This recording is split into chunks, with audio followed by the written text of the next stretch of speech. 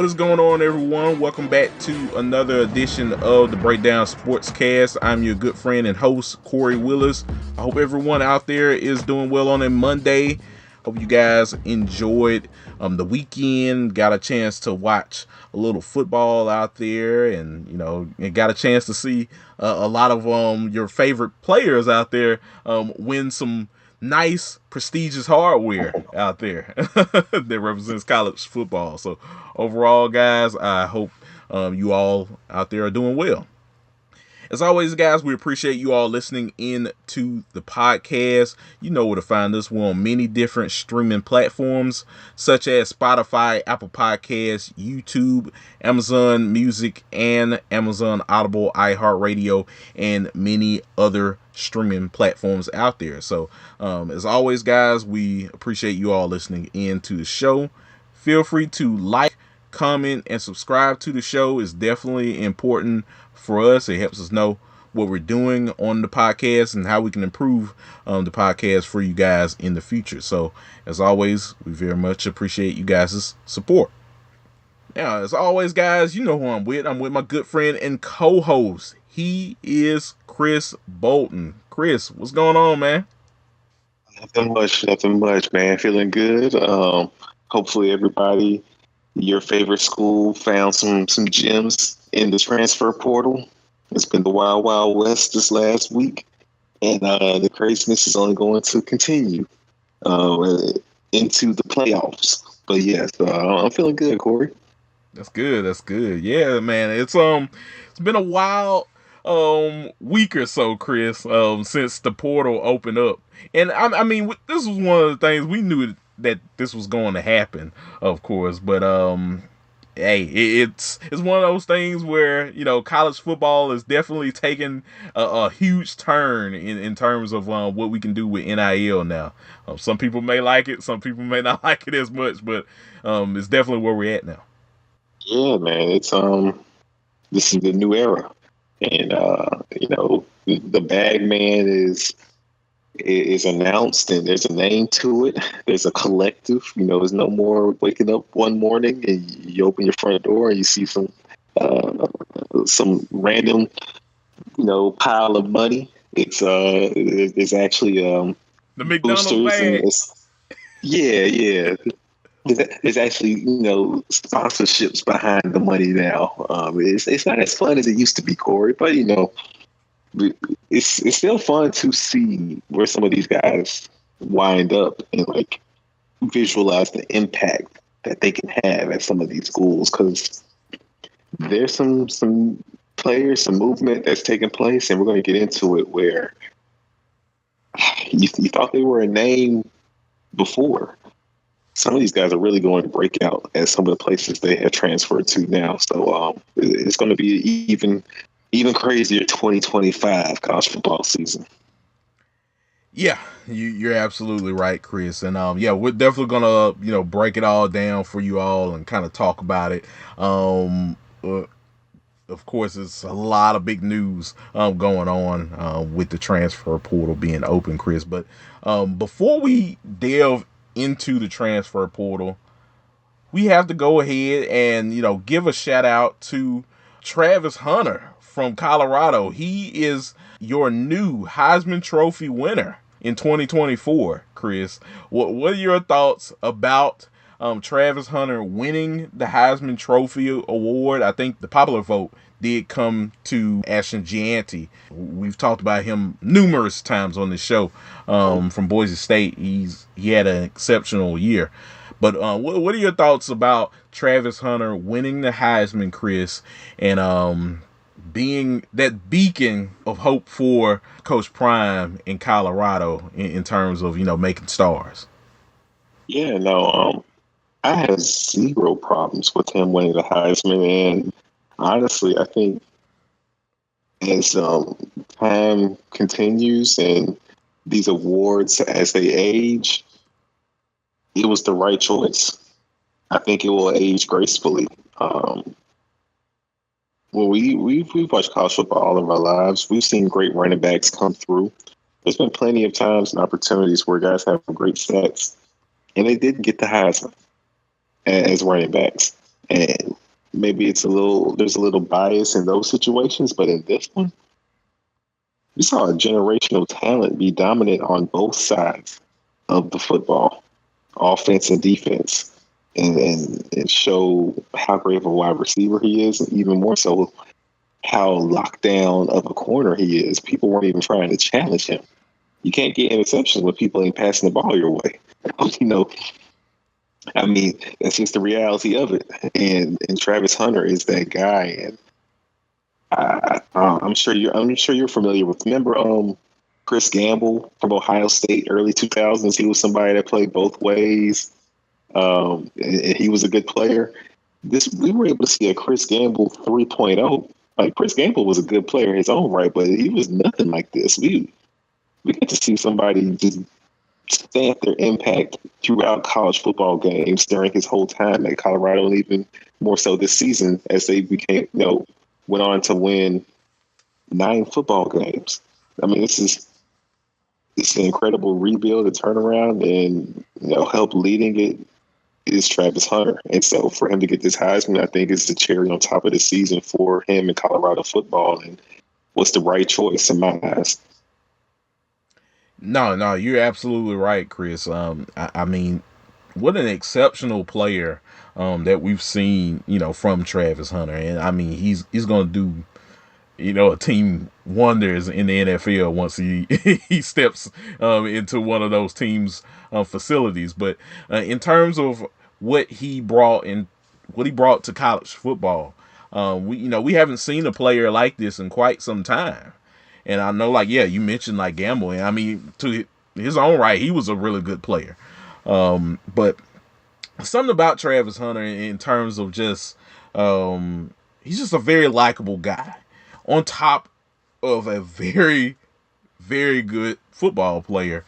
He's one of those guys where you will run through a brick wall for a guy like him, and you can see why Dion had the success that he had with having him on the team, as well as as his son Shadur and Shiloh. Yes, he his talent is like once in a generation style of talent that he brings to the game. And he will definitely, in terms of the world of college football, seeing him out there and seeing his game being showcased, we would definitely miss it on this show. But it's just the beginning of something special once he lands in the NFL. I think he's definitely something that the NFL definitely needs in terms of just an impact that he brings on the football field. So, hats off to Travis Hunter. Heck of a year, a heck of a career he's had in college. Not many people can play both positions, both sides, like he has in his college career. So yeah, it's it was a great moment to see him be awarded the Heisman Trophy, and yeah, best of luck to him. I think this is only the beginning of seeing great play from him on the field. Yeah, no, 100%. So yeah, big ups to him. And like I said, man, it's something special that we were able to see with him. I really would be curious to see if we see anything like this in the next 20, 30, 40 years. Like, do people really understand, man? Like, to be that dominant on both sides of the ball and have the conditioning to do so, like, that needs to be rewarded. He should win the Heisman. I'm glad he did win it. Yeah, absolutely. So yeah, man, hats off to him. And like I said, we'll definitely see what happens with Travis Hunter as we head towards the NFL draft, which should be a very interesting draft. Well, a lot of people tripping on their legs, Chris, tripping on their feet trying to get to Travis Hunter. It should be an excellent evening. I ain't never seen so many 3-win teams this deep in the season in my life. Everybody's tanking. They're like, look, man, look, I got an opportunity to go to the playoffs. How about this? My playoffs is Travis Hunter. All right. Travis or Shador, either one. Exactly. So, yeah, man, we'll definitely see what happens. As we get closer to what April is the NFL April's the draft. draft. Yep. So yeah, we'll definitely see what happens then. But yeah, Chris, congrats to Travis Hunter. He also did win. Did he win he won several awards. What's it, the Blitnikoff? Did he win the Yeah, he Blitnikoff? won the Blitnikoff Award. Mm-hmm. He won Best Defensive Player of the Year award, and a couple others as well. So I have to definitely check Plenty of that out. hardware. You got a Yeah, whole lot of XP this weekend. exactly. So yeah, man, he was rolling in hardware over the weekend. Yeah. So I got it right here. So he won the Menardrick Award, Blitnikoff Award, Heisman Trophy, and the Walter Camp Award. So yeah, that's a lot of hardware. And Shadur did win the Johnny Unitas Golden Arm Award. So yeah, it's just a lot of hardware that Travis won, and he also won the Paul Hornung Award. So yeah, just hats off to the man. For sure. Absolutely. So yeah, man. But anything else you like to add about Travis Hunter winning the Heisman, Chris, before we move on to the world of the transfer portal? No, sir. Let's keep it rolling. All right. All right. Well, Chris, we've been it's like well over a week now into the transfer portal. We have seen a lot of players go into this portal so far, and probably the craziest amount of activity that we've seen and heard from this transfer portal, Chris, since we've started this whole transfer portal thing. What are your thoughts, Chris, in terms of some of the talent, in terms of selling themselves, for other teams, of course, to potentially land in new homes? It's been a lot. Like, I know me and you kind of talked on and off about the Jackson Arnold situation. He was a guy that was leaning towards Mississippi State. Come to find out that Auburn had their finger to the pulse since before he put his name into the portal. He is now at Auburn. Guys like that, and there's going to be more guys going into the portal as well. What are your thoughts overall with seeing how things have kind of transpired with the transfer portal? Yeah, it's cool seeing some guys, branch out and move on, but it does kind of stink in some instances. Like like a Singleton, the top guy in the portal. I would have loved to see him return to Tech and Tech continue to build off of the season that they had this year. And he was a key piece in their success. Now he's looking to go on somewhere else. Who else hit the portal? That there's other players that have hit the portal. It's like, oh man, you're going in the portal too, like a Craver from Mississippi State. Yeah, who had a really good season. We all looked at it as a piece to be built around on Mississippi State. Well, it feels like he's kind of selling himself and put himself in the portal. Same thing. I mean, that's just a whole, honestly, Mississippi State's receiving core. Coleman's doing the same thing. This is, you hate to kind of see that. You want to see guys kind of stick around and continue to build on what they have going there. And then there's some instances Where it's like, at Kentucky, you had Barry Brown and Dane Key both in the portal.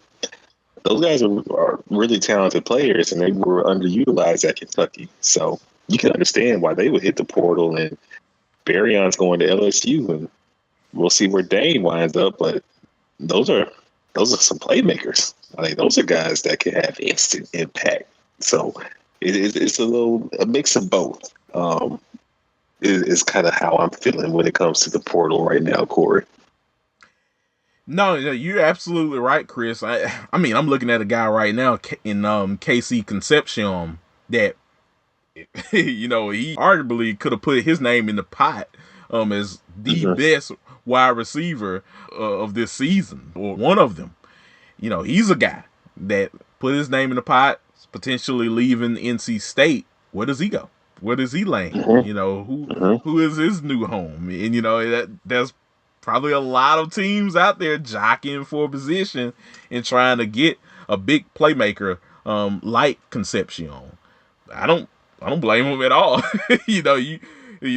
That's one heck of a talent that NC State had, and possibly he could be joining somewhere else.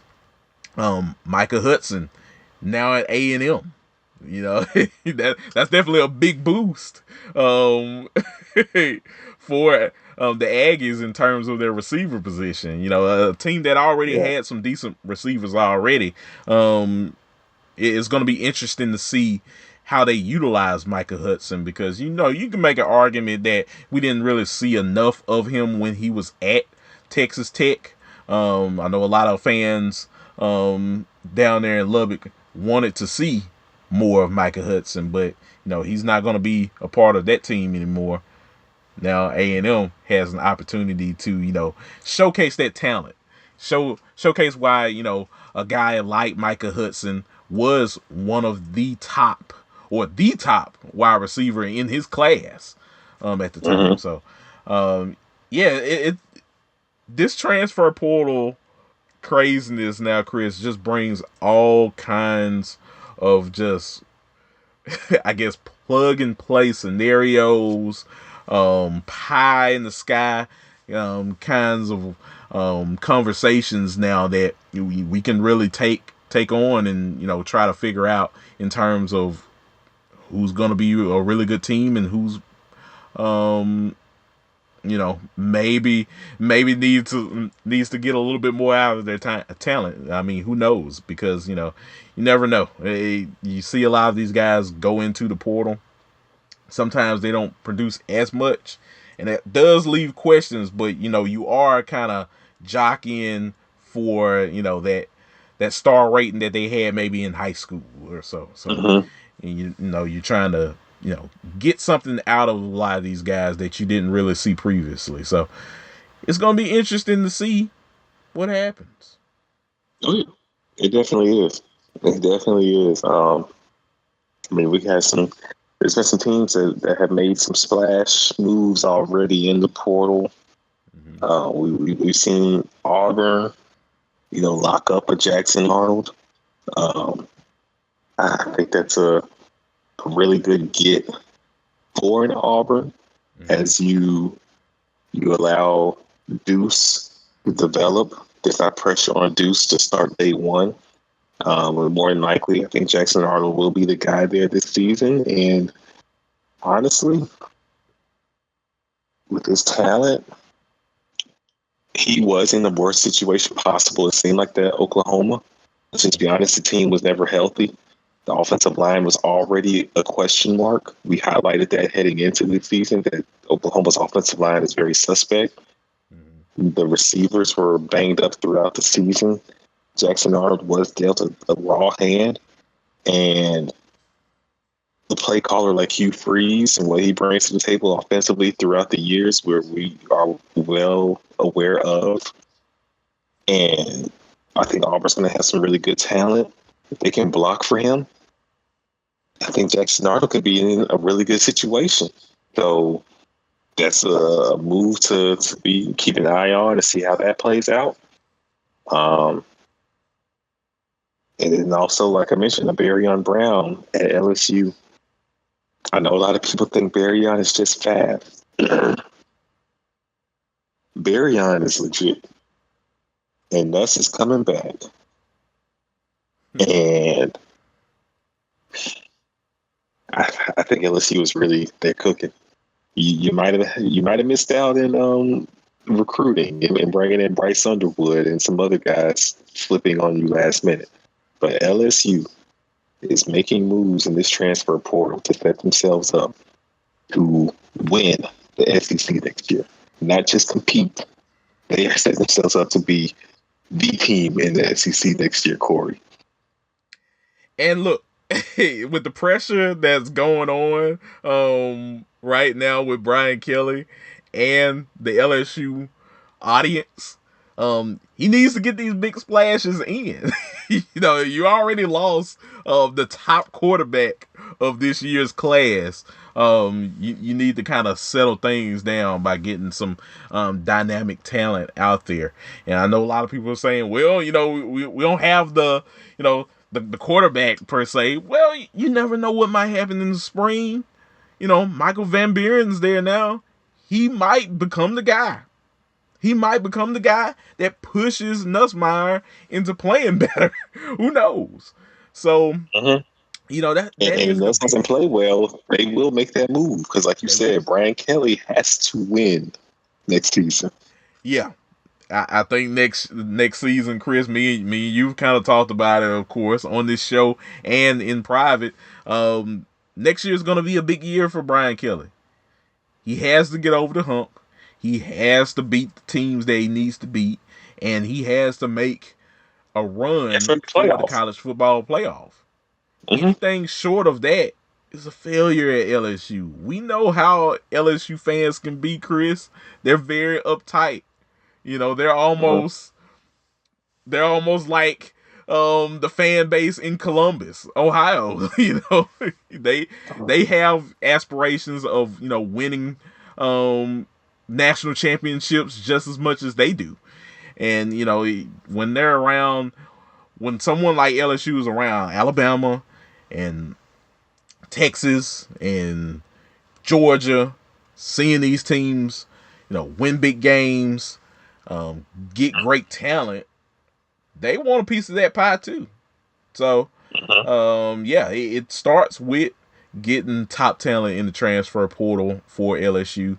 And we'll definitely see what happens with the Tigers going forward. But it's gonna be interesting to see what happens with a lot of this talent, Chris. Still, we got like Nick Anderson in the portal.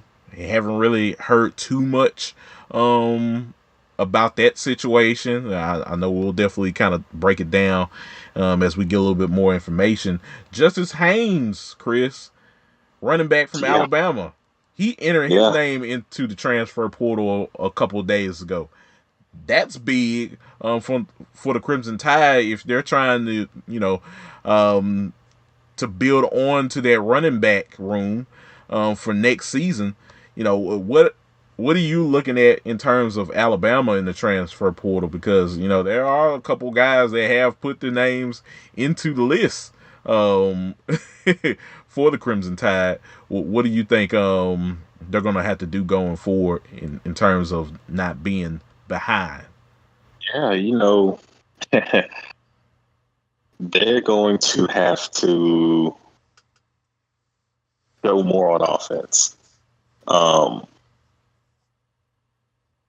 We know how talented Jalen Milroe is, but let's just keep it honest. Let's just keep it a buck. Haynes is in the portal because of Milroe. Yeah. When your quarterback is running the football more than your running back, this is what happens. Haynes is a stud. And he wasn't utilized that much this past season. In a system that Kalen DeBoer is already leans towards passing the ball more. And we saw Alabama evolve more into a running team as the season, continued on. But this is the byproduct of some of their deficiencies in the system and some of Jalen Milroe's deficiencies. So you got guys like him, Caleb Odom, and others in the portal Kendrick Law. So Kendrick, Law. I mean, the list kind of goes on, and we can sit up and you'll hear some Bama fans probably say those guys didn't live up to what we thought they were. But do they have the opportunity to? Just being honest. So they might have to figure some things out, and I think it starts with you kind of need Milroe, as dynamic as he is. I think, quiet as kept, you're gonna have a lot of Alabama fans tell you that they kind of want him to go to the NFL because what he did this season is not going to cut it next year. It's not, because you're going to have even more guys going to the portal. If you get another cycle of some of the top players on your team hitting the portal, I know you're Alabama, but you feel that. You're going to feel the repercussions of that. So, yeah, and it's interesting, Chris, that you had mentioned that, but I think that this talk about Alabama is definitely interesting because we can kind of segue into the Texas Longhorns. It's a rumor going around, Chris, that the Texas faithful, Steve Sarkisian and company are kind of looking towards helping and pushing out Mr. Quinn Ewers into putting his name into the transfer portal pot in hopes that he goes to a different team, because apparently he's not in the top 4 of people's NFL mock drafts in terms of the quarterback position. So it's rumored that Quinn's looking at not going into the NFL draft just yet. He wants to have some really good tape on display. And there's a rumor going on that I think Michigan State is one of the front runners in trying to, obtain Quinn Ewers. And that price is, I think, around $5 million, I think I last read from a source. So who knows how truthful or untruthful that source is, but it's one of those things, Chris, where if that is true, Texas is looking at starting a new clean slate with Arch Manning, and that does not have Quinn Ewers in the plans going forward starting next season. So what are your thoughts about that? Because what you mentioned about Alabama, this sounds very familiar. no surprise to us. I mean, my thoughts on Quinn Ewers and his talents are well documented on this podcast. I think he's a solid quarterback. Mm-hmm. I don't think he's the guy that's going to win it all for you, and we'll see as the playoff plays out. Yeah. But if you're not looking dynamic at Texas, I struggle to think you're going to look even any better at Michigan State. Right. But Arch is a player with a lot of pedigree. Mm-hmm. He's extremely talented. He's even shown off his talents this season in Quinn's absence as he was injured. And with these rumors floating out there, I just have a feeling, Kory, if there's a game where Quinn is playing really badly, if he's struggling this first playoff game, boy, don't be surprised if when that second quarter starts, if Arch Manning is the one quarterback in the rest of the game. I have a feeling that Arch is going to somehow, some way, find his way on the field and be the guy for Texas the rest of this postseason with these rumors circulating.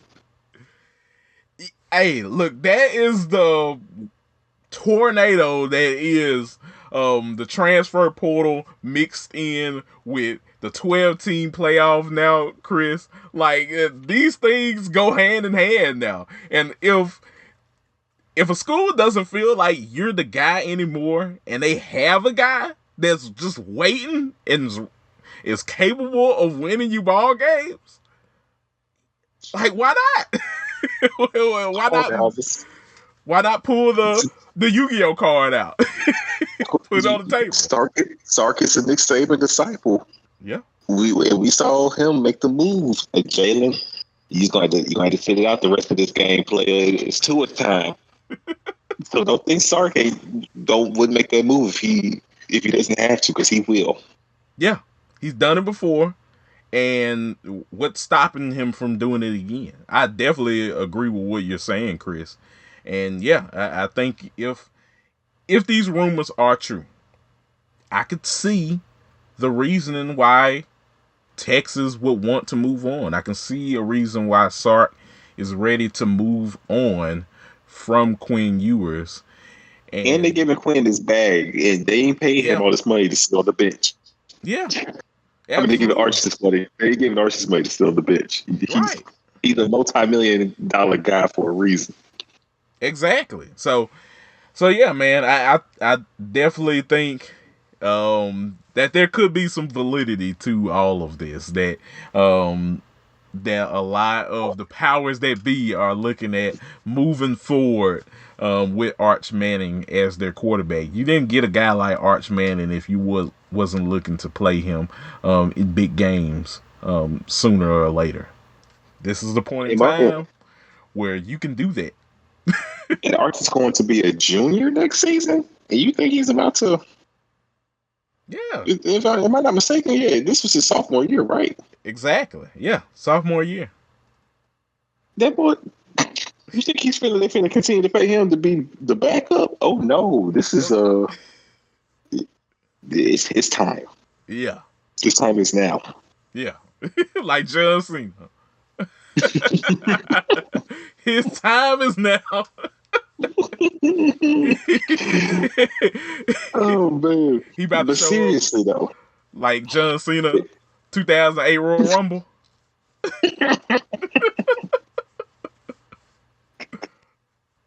Oh boy. Oh man. But no, you're so right though. But yeah, man, this is college football 2024 for you. And it reminds me of we just saw this kind of play out with Will Howard and Avery Johnson at Kansas State. Mm-hmm. Like Avery Johnson, highly touted. They were not about to wait and keep him on the bench any longer. And neither is Texas going to keep Arch Manning on the bench any longer. So we'll see how things play out. But the portal has been crazy. It's been it truly is the wild, wild west. And as things continue to play out, it proves more and more each day that we really need some regulations. We need to get this thing under control and tied up and tightened up, because this is insane. I mean, players are really out here just selling themselves. It's not even about going to staying at a good situation or going to a better one. It's about getting a bag, and that can be detrimental. You're absolutely right, Chris. Like the things that we've heard with this year's transfer portal, like guys finally getting agents, like agencies representing some of these guys. Like we're hearing things now, people. You guys may not be in the know of some of this stuff, but me and Chris have gotten information about how this stuff has started to work, at least for this season in the transfer portal. Some guys are getting agents, and look, they're having asking prices just for visits, not for them actually being on campus and being committed to a team. So think of a KC Concepcion asking for $5 million just to visit, and that's not even going to guarantee that you get the guy in the boat. That's where we're at right now.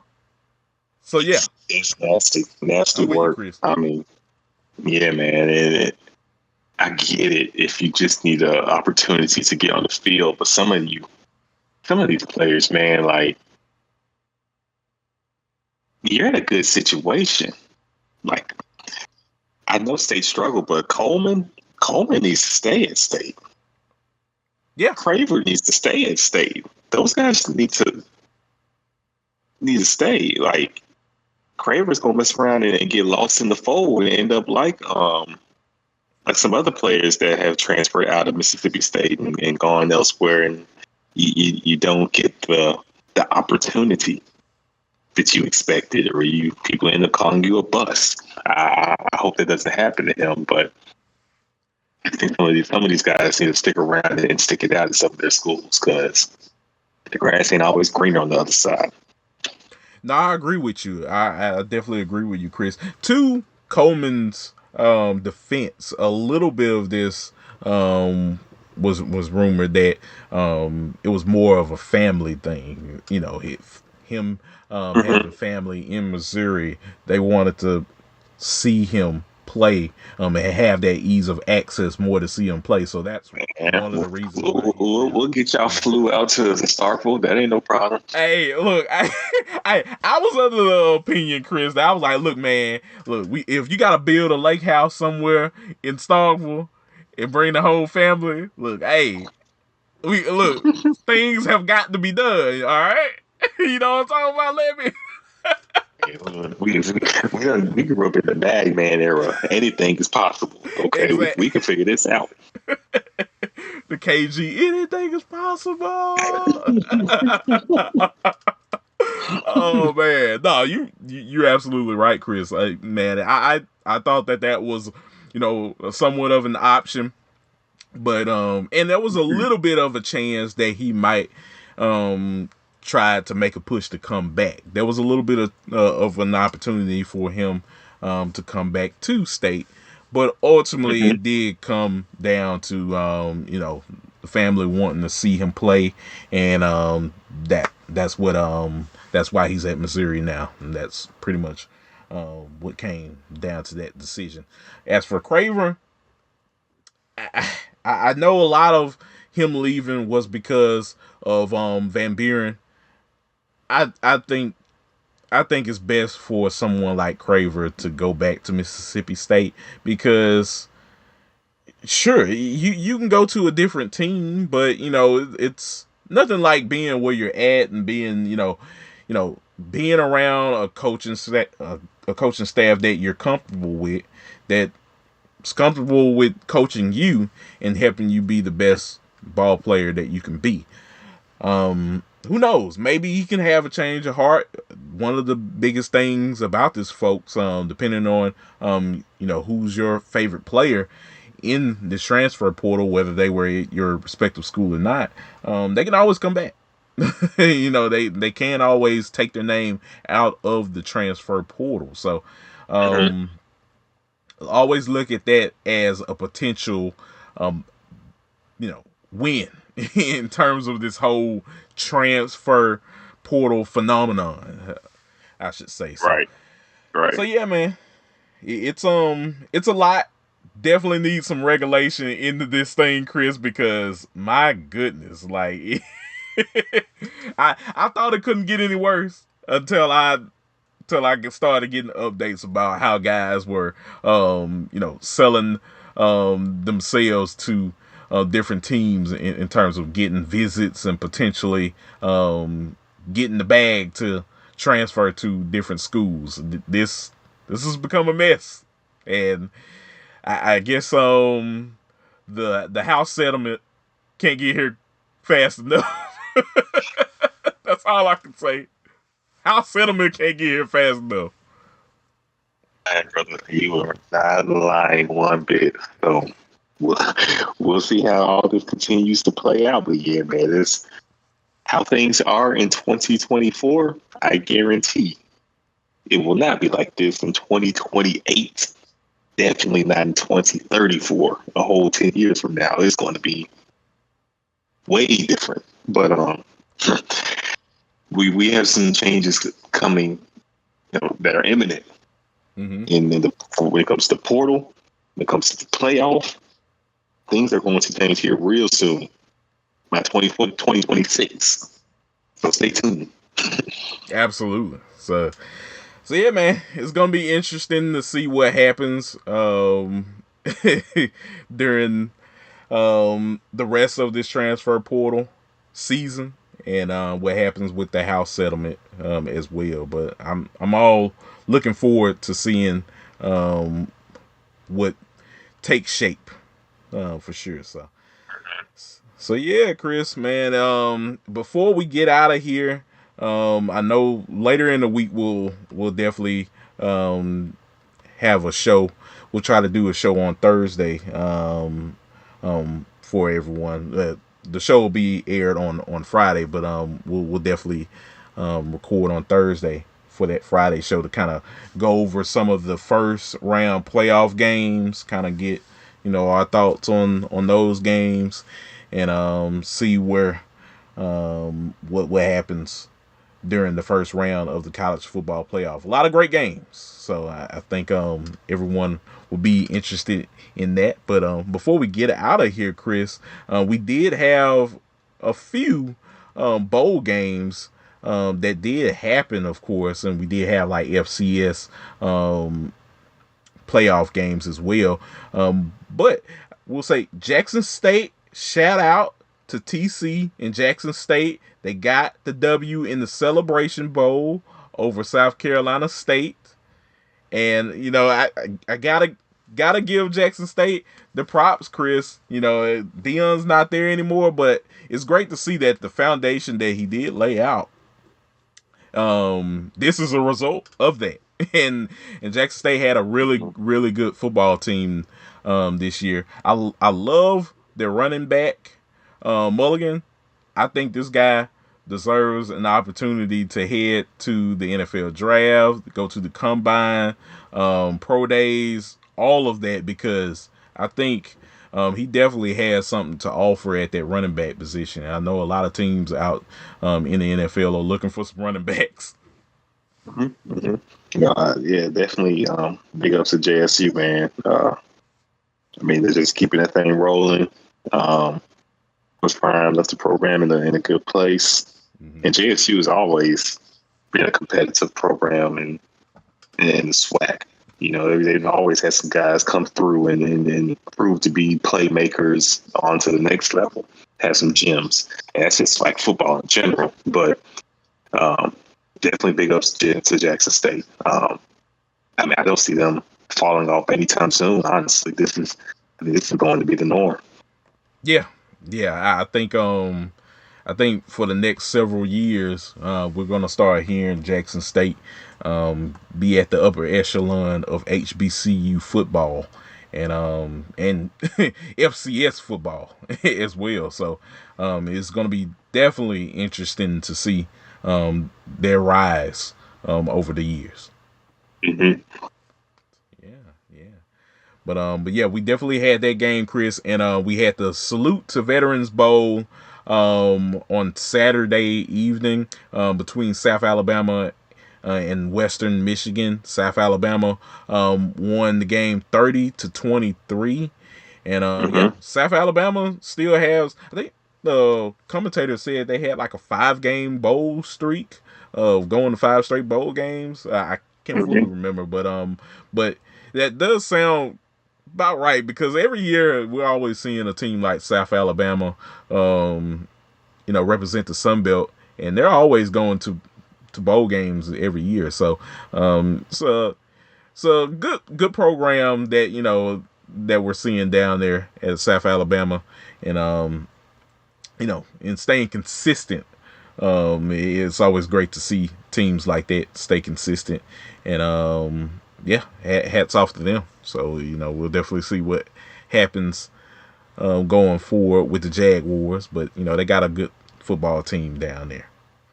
Yes, they do. Taking advantage of that talent down south. Exactly. I agree with you. But yeah, Chris, a couple other games, coming up this week before the CFP first round. We got on Tuesday, number 25, Memphis taking on West Virginia in the Scooters Coffee Frisco Bowl, Chris. Memphis, 4.5 point favorite to win the ball game. So I'm looking at Memphis in winning that ball game. I think that Memphis is just a better team, honestly. And I mean, they were one of the group of 5 teams that I was looking at in them potentially trying to, squeeze into the college football playoff, but they had that clunker of a game against UTSA in the middle of the season that kind of that pretty much did hurt their chances. But hey, they definitely took the wins where they needed to take them, and getting the win by beating Tulane 34-24. That was a big win for them. So I think Memphis is gonna do well in their bowl game over West Virginia.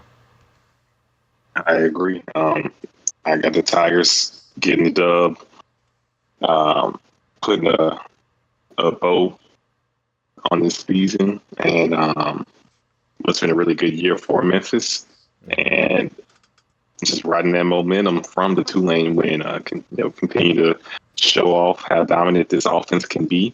I think they'll put up points on West Virginia, so it will be a fun game. I think ultimately Memphis will come out on top.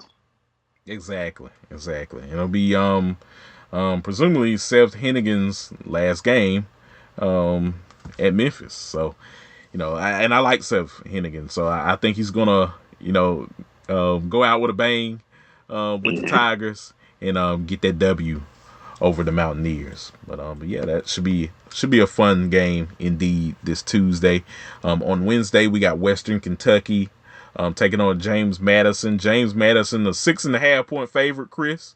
So that's one of those Bolton's bets right there. Boca Raton Bowls. So hey, look, at Boca Raton Bowls, I've seen plenty of those. Of course, they can be pretty tight games. So they can be real crazy. That's going to be a fun one. Exactly.